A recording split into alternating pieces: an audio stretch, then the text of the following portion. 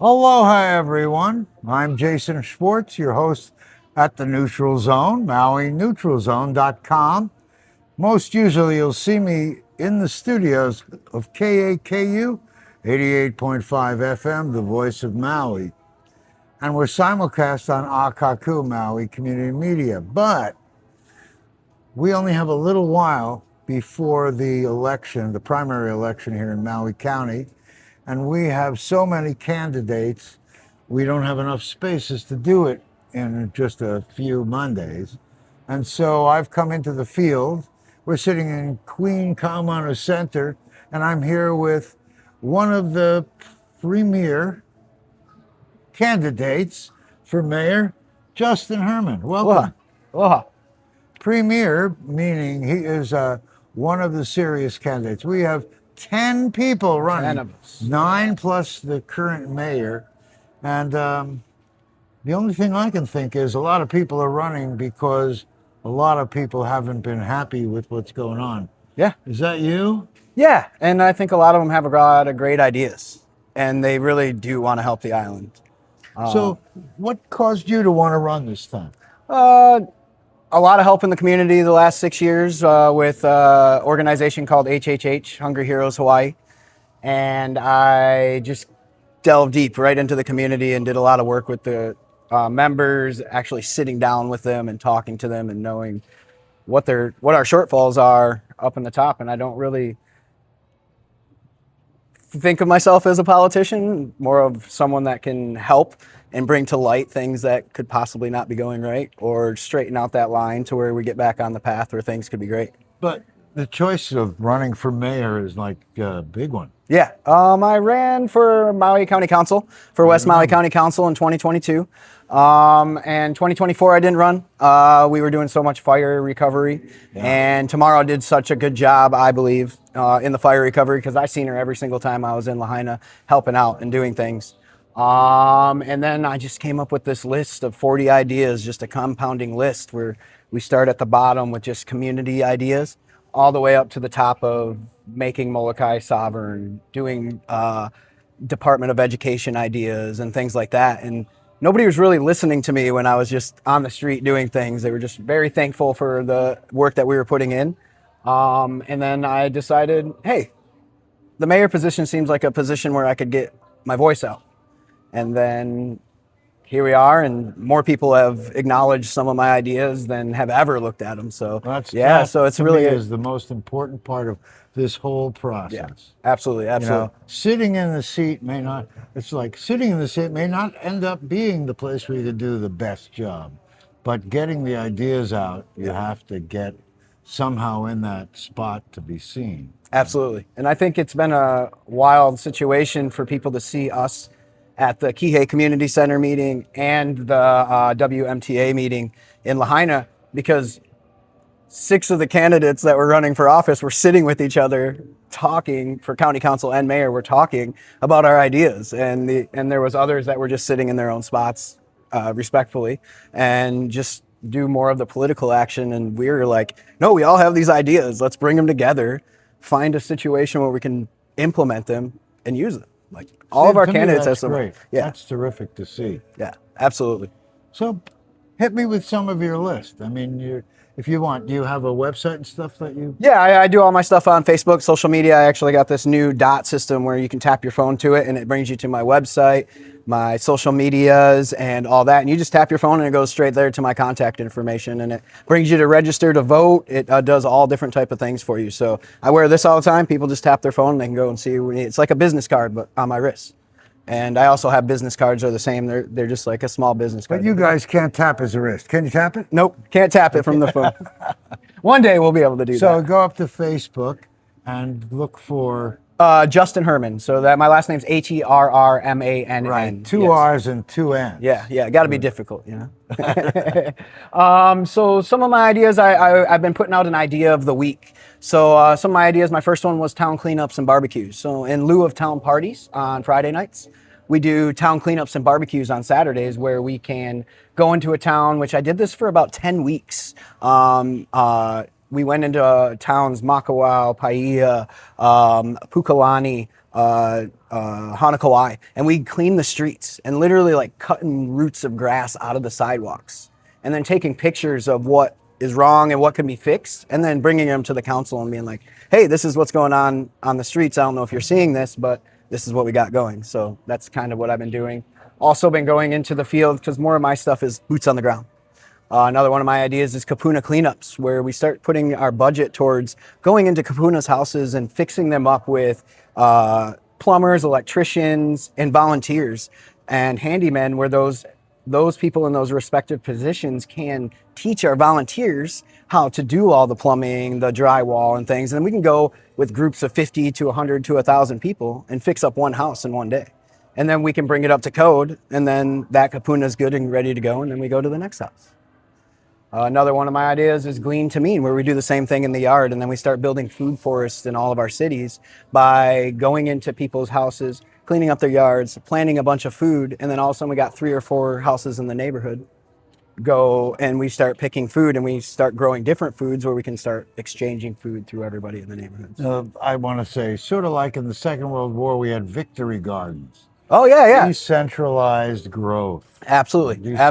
Yeah. And right now I've just built my own greenhouse and I'm doing a bunch of starts. So when we do those town cleanups and barbecues, I just give them away to people. And anything we can cut off and start growing again, we just give it away to people so they can bring it to their houses and stuff and start feeding everybody again off the land. So now I'm pushing this forward. Let's say now you're mayor and you have these things like Bill 9 and all these things going on with real estate and all the things going on with the problems with the water. Where would you jump in? You have any thoughts of what you do if you're in the middle of it? Getting to the bottom of it, I think we don't all know what's going on. I think all of us have little bits and pieces of all these things. And I think the transparency can be a lot more. Like when I was talking in Lahaina, we all have cell phones. And there's no way that I can't sit at my desk and go through a bill, go through the housing situation, and keep everybody updated by the minute. People might not like that to start because we're not used to someone being so upfront and ready. But to be able to put yourself in front of everybody and actually look at the numbers and what's going down and like having a chat there where they can talk to you and say, oh, maybe we can do this, and just taking little ideas from the community and continue doing that. And being very transparent about things and work ourselves into, I said it before we started, but being more proactive than reactive. I think the Bill 9, it was a good idea to like want to get really good with the community, but we could have approached it in a different way. My Bill 9 kind of idea, it wasn't like taking away our complete tourism idea, because we're built off of it now. We're like 80 to 90% of our economy is built off tourism. It was built that way over the last years, and it's going to be slowly have to accumulate to build away from that again, to get what the locals actually want. And we can just take models from what they do on the mainland, and here they do casinos on the mainland. And so like they do reservations. So let's say you're living on Maui and we're not going to put up casinos, but they put up a casino. Everyone on that reservation gets a check at the end of the month for being part of that reservation. So how could we not like hire someone in to build us our own like Maui B&B app, where only a local citizen or ones that have the Hawaiian descent get to put their houses up on there. And then ones that do come in from outside, if we do allow that to happen, we tax that a lot, but we build our own like B&B. So then at the end of the month, any fees or anything taken from that gets put in a giant pot. And then the locals that live on that island end up getting a check at the end of the month. And that'll eventually build up. Maybe it'll start off at $100 a month. But some of those casino resort places on the mainland, those guys get tens of thousands of dollars a month for their family to live off of.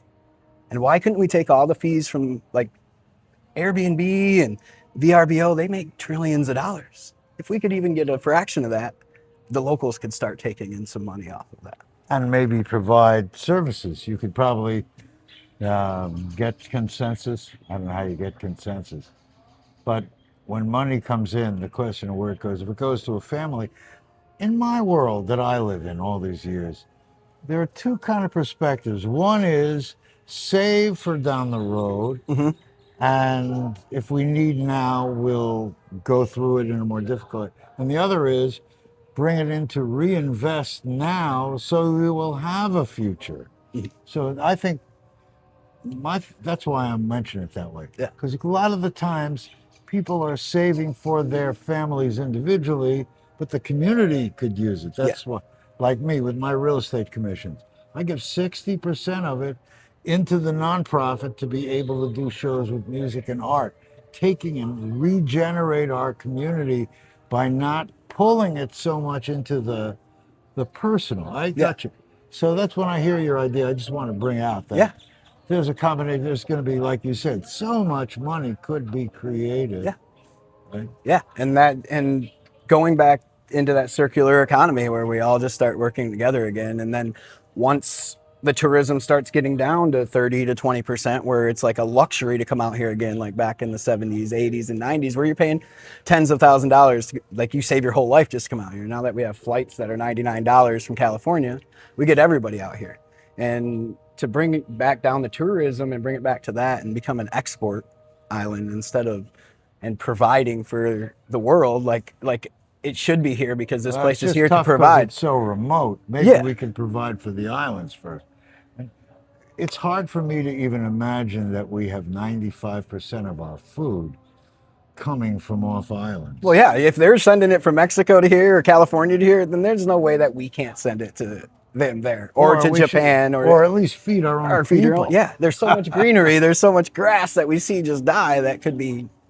Well, you know, I have two projects that I'm interested in my area, and that is, one is hydrogen and HHO for medical purpose, but also for helping growth of plants. You can take that green waste and turn it into power. So we actually have power sitting in the fields Everywhere. So we could be self-sustainable a lot quicker. Oh, yes. Which is, again, why did the council stop their environmental committee and climate resilience, the Climate Restoration and Resilience Committee? I always find it amazing that our council and our mayor didn't stay with something that was starting and really timely. Is it because, are we in a Republican kind of an environment? I wonder. Or are we?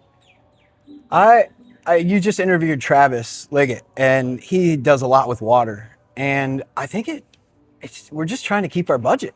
And I think that's really what our mindset has become like here, is like we've gotten such a big budget that the only way to keep it is to keep the things in the budget that bring us the money. So if we continue to allow the water stuff to happen, we can continue adding that into our budget. And that could be hundreds of millions of dollars that we continue to get to fix our water. And if we do a little bit at a time, they'll continue to send us that, and we'll just have it in rollover accounts of money. And I feel like that we could fix it. If anybody watched the Kihei Community Association meeting and listened to Travis, he literally said, I have billionaire investors that want nothing out of this, and they'll bring in $1.6 billion and fix our whole water system right now. We talked about that. Yeah, and nobody stopped him. Nobody talked to him outside about it. And it's like, why aren't we just, right, let's fix it so the people don't get diseases in their system and things that happen to them for just swimming in an ocean once. And with the reason of why not? We're swimming in candidates, but who is pulling ideas out? Who is doing that? Nobody. No. Well, it's because you rely on those in power to make those decisions. So I have this idea of getting families or individuals of five to seven individual families or individuals to be a committee, kind of a Hawaiian committee, that before we even go to council with anything, any idea from the community or my ideas, the 40 that I have, go straight to them. And then we work on them with them before they even go to council. And then it's for the benefit of the local community instead of just trying to push laws through to make money or make people happy. Because it feels like that's what we're doing. We're just trying to make people happy. Because first it was speeding, then we put in speed bumps, and now nobody's happy. Now we're going to probably take them out. It costs more money to take them out than it did to put them in. So it's a really finicky project or process with the money issue. It's like it's hard to know because I've only dealt with, probably hundreds of thousands of dollars with restaurants and things like that, and on the top of the line, probably millions of dollars. But to hold $1 billion and try to figure out how to help an island or just keep it running, which it seems like we're doing now, is like being that reactive instead of proactive and just keeping it running instead of going, let's spend this money now to make a water system up on the top of Kihei so we don't get any more flooding or things like that to that effect. And throw it right into the wastewater and get it fixed. If we have someone that can go and get it fixed in less than a year, let's do it. Like I say, start at these small little things like putting in trash cans and things like that into the city so that we can have receptacles to put trash so it's not on the ground, and start with the small things and work to the bigger things. But if we can get a water system fixed in a year and done, let's do it. I mean, that if securing that money you're talking about. Yeah. If anybody gets in, they should be asking Travis to come in and help and be a liaison to helping with the Travis water. has a lot of information that I think already should have been used, but it hasn't been. Yeah. And he fights in the council meetings all the time. And he probably told you he tried to call Tom Cook and waited 3.5 years to get a call back. I didn't hear any of that, but like, yeah, wow. whoa. Yeah, wow. It's wild. It's like, we can help somebody now. Let's do that. That's where I'm at. That's why I want to do the little things like clean up the towns and do barbecues and get together, because then once we get together and start fixing the Kapuna's houses, then we can start working on housing situations together and start getting on the same page, because someone on this side of the island in Kihei doesn't have the same housing situation as someone in Lahaina or the same as in Kula. Like, it's all different. So all these things have to be pressed together in that situation.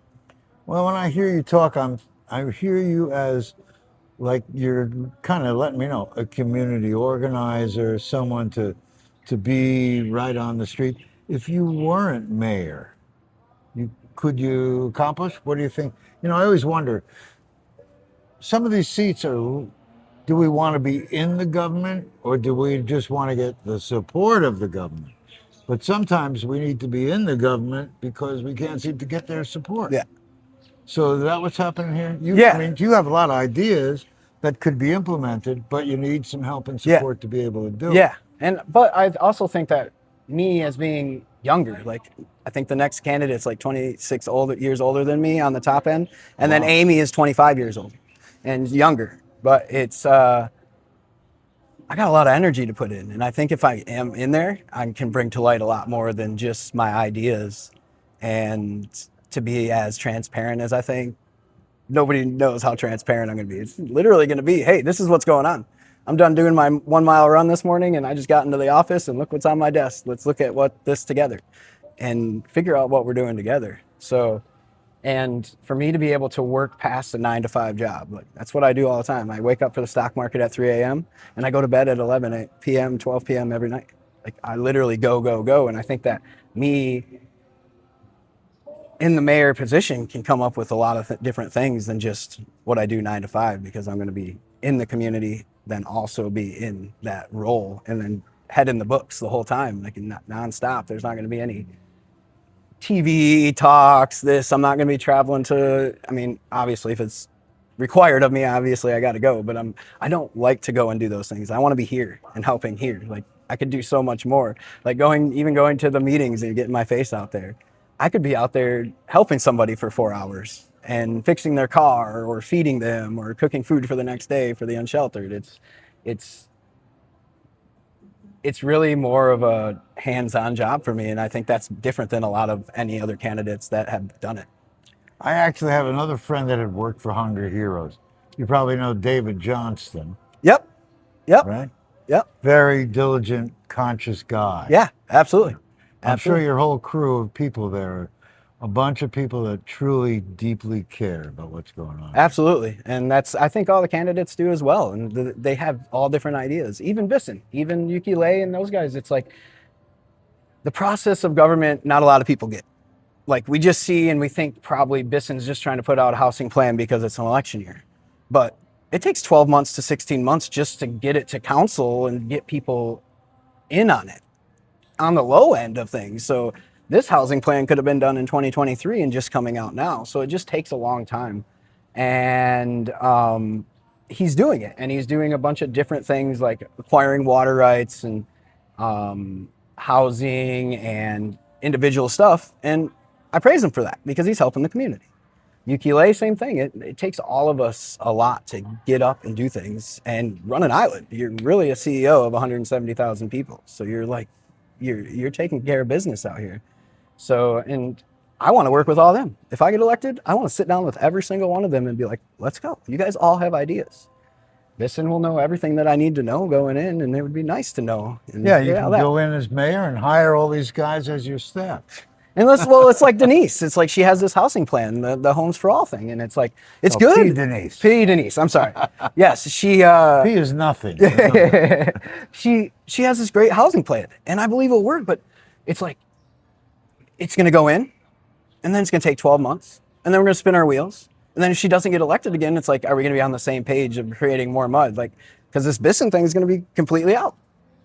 So when I think of a housing plan, I went back and searched all last 4 mayors and got their best housing plans out of all of them and the best ideas they had for all those because they've already gone through council.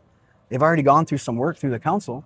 So now we can just take all the best plans from the last 4 mayors that have already gone through council and worked through and continue. And then go from that and work our way through that. Instead of me bringing in a whole new housing plan and going, okay, let's hope we get it going. And then you guys can be mad at me in 4 years when we don't have it done.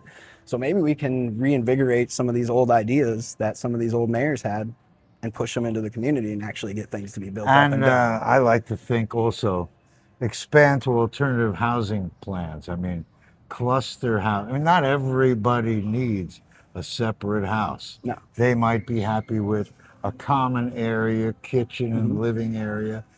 More communal living that some say is, way out of line with how people live, but with the younger generations now, I think it's more in line with the way. Well, yeah, they need a microwave oven or a toaster oven and a air fryer and a little bit of water, and that's all they need these days. It's so simple. And then even the people that work out here, it's like, go to work for 12 to 14 hours a day, and then you come home and you're literally just sleeping. So you don't need a huge place for one person. And if you're living on Maui, you got to work 10 to 12, 14 hours a day, and then you go to your next job. And yeah. It's it's a vicious circle. And I mean, it's just not happening here. It's happening all over the United States, all over the world. Things are growing. Like I said, I do the stock market every day at 3 a.m. So I'm like watching global economics. Sorry about this sun. I mean, here we're sitting at Herrmann Center, which used to have a sail. The shade cloth, yeah. But I guess it came off in this last storm. Yeah, and they just... And so they're in the middle of redoing it. But in the meantime, so if you see some shadows, that's what's going on here. And some glistening on my forehead. Hit me with some more ideas that you'd like to talk to, things that are important that you'd like to think that. So, and easy, I think this is easy. So making Molokai sovereign, this is someone would think it would be a huge thing. And I put it out as my second idea. It would cost us less than 1% of our budget to upgrade their pier with reefers, delivery vans, and just to upgrade the pier for them to get their own barge in. No travel ships, no tourist ships, no nothing. Just commodities and food come to them once every couple weeks, so they don't have to get on their boats or on a plane and come over here to Costco and Target and Walmart to get all their stuff to bring back home when they don't get any food. They just didn't have food for a week. They just didn't get their shipment over there, and they had short on food. I found out that it would cost us about $14 to $20 million just to upgrade everything, and then we would add 75 to 100 jobs to that island. Also, on that note of things, it would cost $30 million a year out of our budget without the farming, fishing, and anything they do hunting over there on the island to feed and give them their commodities. So I found, may not be true, may be true, but I was digging through the budget and I found a rollover fund of $250 to $275 million for emergencies. And they haven't used it in the last 6 years. And that's because we're getting a lot of federal money to help out with these things that are going on with our island.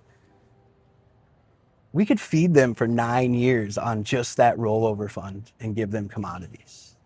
And then we work on growing an export, and then they start exporting out and start securing money for themselves, and then completely sovereign. And they don't have to come over here but to hang out with their families and do nice things. And then we have the next Niihau, which is Molokai. And then you never have to worry about any of that. Another one, I have a Department of Education idea. The way, when I said earlier it's compounding, because we gotta start at the bottom and start acquiring like pieces of land and county buildings to start putting in educational centers with kapunas where they can go and teach tourists and kids how to make leis, make fishing nets, make spears, make all those things. Then eventually the kids 2 or 3 days out of the week start going to these educational centers and learning for kapuna. Most of our leis, kukui nut leis and flower leis don't come from here at the luau's, at like the hotels and things. They come from off island. They come from other places. So what if we set up every individual child a bank account from when they're in kindergarten to 12th grade? They go to these educational centers. They make a lei. Of course, someone in kindergarten is going to make a half a lei their first day, but it still goes to the luau. Someone's going to buy that. They're going to be like, oh my gosh, little Kavika made a lei and we can buy that. And then they buy it and that goes straight into their bank account individually. So then by the time they're in 12th grade, they're making 10 to 20 leis every 10 minutes, going to the luau's, and they're making $140 every single time they sell leis. Like, That'd be interesting and to see. then we get their individual bank accounts all built up by the time they're in 12th grade, and then we send them to college with all that money. Anything left over while they're in their 2 years of college, or they work on their specific trade for 2 years, we put their money in a Roth IRA or into an index fund. And then once they get done with that 2 years, we give it to them and it's already invested. But eventually we'll start teaching how to invest in school and cooking and things like that. So then they know what to do with that money when they get out. So it's kind of like we start now, and then they're building their own future by doing stuff that's supposed to be done in this community anyway, which is coming together, learning what the generations have done in the past, building lands, growing food, making leis, hula skirts, fishing, all these type of things. That's the kind of ideas that I have for this island. You guys listening to this, I hope it's refreshing to you. And then I just came up with this one the other day. Evacuation sites. Like we have all these things that happen, and we have really no evacuation. Like we're gonna go down a 1-lane road every single time. Like it's hard to figure out these bypasses and things through people's lands and things like that. So why don't in each city we start building these food forests up on the mountains, but we turn them into parking lots. So it's like a giant half mile on the outside. They do it in Australia, food forests where they're fire retardant. So even if the fire gets to it, it'll never get all the way into it because there's so much greenery and there's so much stuff. So we do like a quarter to a half mile of just food forest and then put a parking lot in there and different access points to get in there. Then we have people drive up and park in spots and they can evacuate from a flood or a fire. And then this food forest is already stocked with food and supplies because guess what? We use these food parking lots for our unsheltered when we don't have evacuations or emergencies. So then we start having them live in there, and then they take care of the farms. Then they start learning how to get back into working and helping people. So they're in there actually living off the street, have something to do. They don't have all the rules. You have to be in at 8 o'clock. You have to be here. Obviously no drugs and stuff. There'd be rules, but it's like, you can't stamp down on people's necks to make them do things. And these guys on the street, I've been helping them for 6 years. There's a lot of them that do want to clean up and be good. We just need the spots to do it. And I think if we build these spots where there's farms, then we take all the extra FEMA housing when FEMA's done and put them on these properties and start building rehabilitation centers, which leads into another idea of mine. We have 6, 9, and 12-month housing on these lands that we build. And depending on your situation, let's say you've been unsheltered a while, you need to clean up a lot. So we give you a 9-month housing with a social worker, a mental health worker, and someone that can help you out through your process. And after that 9 months, you have to have somewhere to send them. Yeah. Or something. I mean, Yeah. So it takes more than just that. But Yeah. So then they learn how to work on the farm. We have a big billboard up there. If you want to do something, you can do something. If you don't want to do anything, you don't have to do it.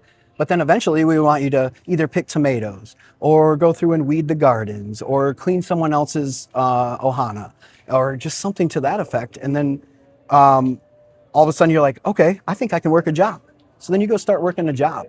And we set up a rent for you in this house that you're living in. So once you set up that rent, then you get them in a job and then they start paying rent to you. And then you just put it back in their bank account on the back end. And then they feel like they're paying rent. And all of a sudden we have them 3 to 6 months worth of rent backed up. We get them into the community, into a rental spot, and they're working. Now we have everybody off the streets. the hardest thing for me, and that's a great idea, and the money. It's like this budget. It's like every dollar that we got coming in has got to go 8 places, and we got to figure out where to put. So we don't have enough money to do everything. Do we not, or do we have 20 or 30-year leases on things that we can start cutting off and saying, hey, we're not going to give you this money anymore, and we need to revert our money to something different that can actually benefit our island, not something that you're going to, like a gentleman farmer that's going to work his farm for 20 years and then rip out his plants after 5 and not allow things to happen. I'm just thinking, when we look at the budget, I haven't looked closely, but in almost every budget, the largest expenses are the people, all these jobs and all these salaries. They had 275 million extra. What was it? Yeah, 250 to 275 million, and sometimes it can go up to like $600 million. And that's just me doing through the research on what I can in the budget as of right now, of just extra money. So I don't know if it's true, but that's what I found. So Well, it could be true. yeah. And I mean, because everyone always has reserves. Any business or anything you have to, because you have a rainy day sometimes. So Yeah. and those type of ideas are the ones that I have. And then we have food forests on the side of our mountains. And maybe we turn that Are in. you guys understanding what a food forest is? Tell them what a food forest is. So you start building contours and swales on the sides of your mountains, and then you can start retaining water to where the point is, like, they have this 14-year system where 7 years you start retaining water, and then 7 years after that it's drought resistant.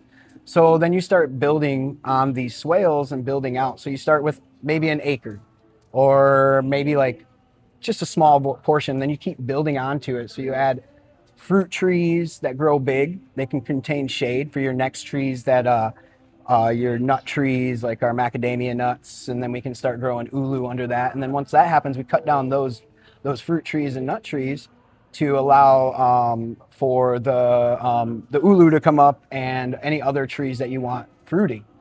And then those roots retain the water, and then you use that wood for anything you need on the property. And then eventually that become big enough where it's like a 1/4 mile to a 1/2 mile deep, that if you have a fire, that fire will only go like a little bit into that greenery area because it's so lush and tropical that it won't even burn inside that area. And it's always being upkept by the people there on the property living there, cleaning it up so that we can all just be safe. And that's what I see a lot in all the fires and things on the mainland and here. It's just not a lot of upkeep with the brush and the way that our systems work. So Well, you sound like you're just overflowing with enthusiasm. I love this place.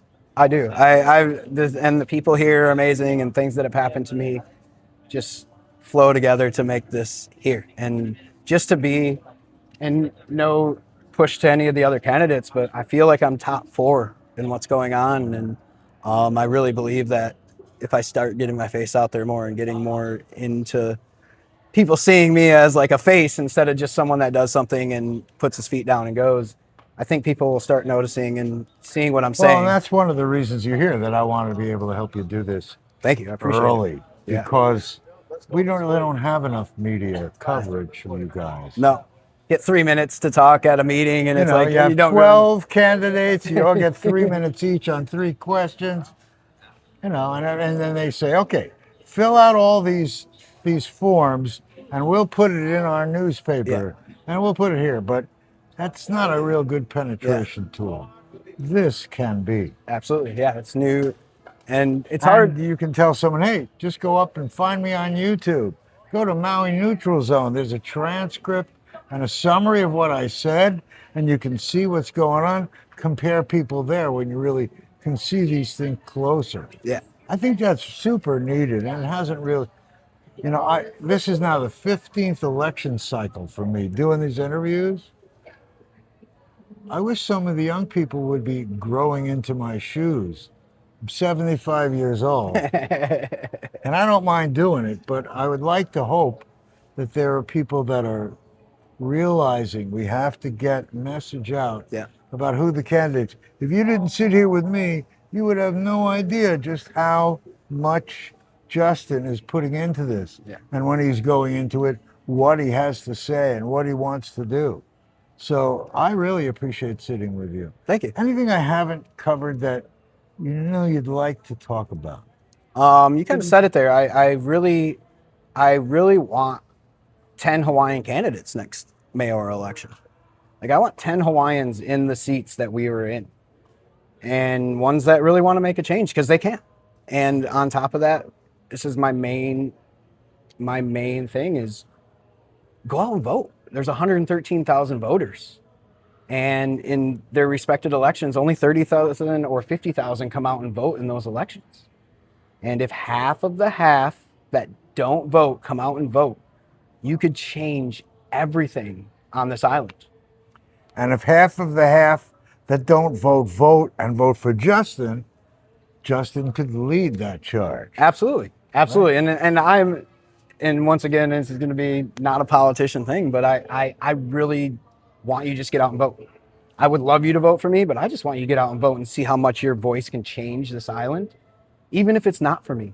Because if you go out there and vote and you get all happy about your vote actually changing something, the next council vote, you're going to go out and vote again, and then you're going to make that change again, and then the next mayoral vote, who knows, you might make the change that brings the utmost craziness that you want to happen to this island, which is... And what isn't so crazy, of course, is that when you vote, you're expressing to yourself that you care and that you're going to participate in making the change and not just be, like you say, a reaction. You're proactive. Yeah. And that is really a major, major thing that we all need to learn. And they make it so easy now. You can literally go online, register to vote. They send you something in the mail. You sign it out and you send it back. You don't even have to leave your house. Well, you can go into in-station voting too, which is awesome because then you get to see everybody that's voting with you, whether they're voting for who you're voting for or not. You just get to see everyone that goes out and actually votes in the community. Well, I appreciate you being here. Is there anything that I keep bringing it up only because sometimes someone says to me, oh, I wanted to talk about this. So I'm just giving a little time in case there's anything that we haven't covered. I think we did a pretty... Yeah, I could sit here and talk for hours about things that I have. We could go on and on. I'm going to be donating 45 to 55% of my paycheck once I get in. There's no need for... I mean, obviously you're running 4 islands, but it just seems a bit ridiculous for me to get paid $247,000 a year. So I'm going to donate probably half of my paycheck just to local community and families and things like that, because I believe that that's part of that circular economy that we can start helping out a lot more. Well, thank you for spending the time with me and you, with bud. all these guys out there. Aloha, guys. Thank you. Thank you guys for joining us. Justin Herrmann. Now, what do we find? Again, one more time for Facebook. Oh, Facebook, Justin Herrmann, JustinHerrmann. And then JHerm Aloha 26 on Instagram. Okay, now I'm going to get him to text that to me so I can put it on screen and you guys can go at your leisure. Absolutely. And also, when you go up to MauiNeutralZone.com, read the summaries. I think it'll give you a real good idea. We talk about all kinds of stuff, but this tool helps it pull together so you see what it really means in coordination. Because full of good ideas, this young man. Thanks, Jason. Thank you. Thank you, guys. Aloha. Aloha.